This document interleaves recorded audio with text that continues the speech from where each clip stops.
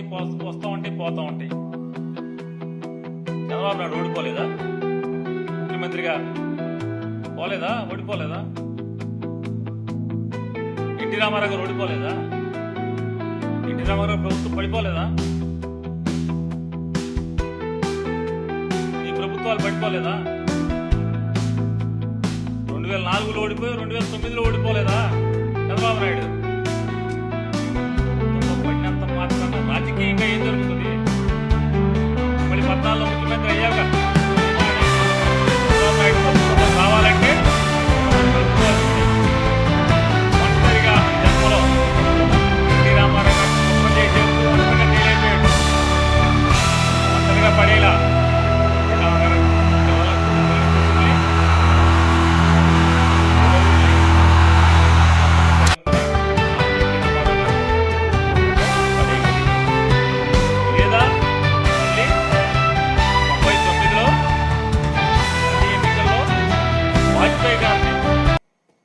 భుజం మీద కూర్చోబెట్టుకుని, మెళ్ళ మీద కూర్చోబెట్టుకుని మళ్ళీ ప్రభుత్వంలోకి రాగలిగావు. మళ్ళీ 2014లో కూడా పవన్ కళ్యాణ్ గారి మెళ్ళ మీద, మోడీ మెళ్ళ మీద ఎక్కే గవర్నమెంట్లోకి వచ్చావు. మళ్ళీ నిన్నగాక మొన్న కూడా అంతే కదా.